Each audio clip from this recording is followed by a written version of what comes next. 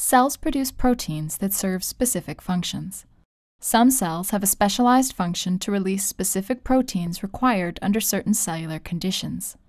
Beta cells in the pancreas secrete insulin, some nerve cells or neurons release neurotransmitter proteins, and specific pituitary cells release one of many peptide hormones.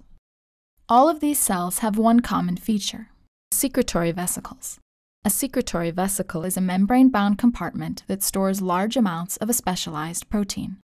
Looking into a pancreatic beta cell, you will find secretory vesicles filled with insulin, while in a nerve cell, the secretory vesicle may be filled with serotonin or another neurotransmitter protein.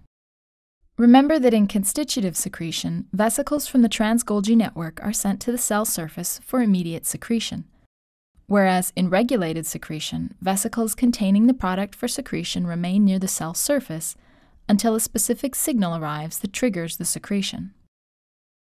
Here we see a pancreatic beta cell, one of the cell types found in the pancreas.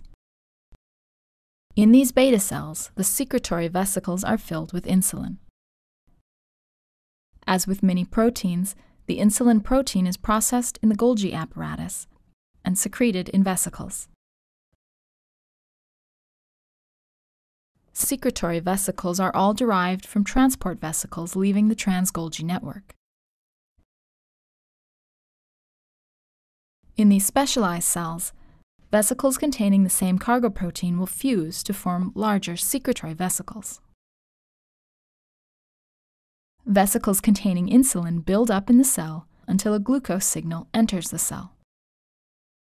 Glucose itself does not directly cause the release, but in the presence of glucose, a complicated process is initiated, leading to the release. The key point is that the secretory vesicles containing high concentrations of insulin move to the plasma membrane at the cell surface and release the protein to neighboring blood capillaries.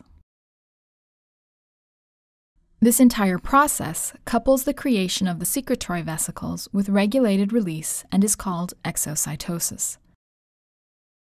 In this case, the released insulin in turn acts as a regulator that stimulates the release of glucose transporters in other cells via exocytosis. Collectively, this is a classic example of how different exocytosis events are coupled for the normal cellular and physiological function of an organism.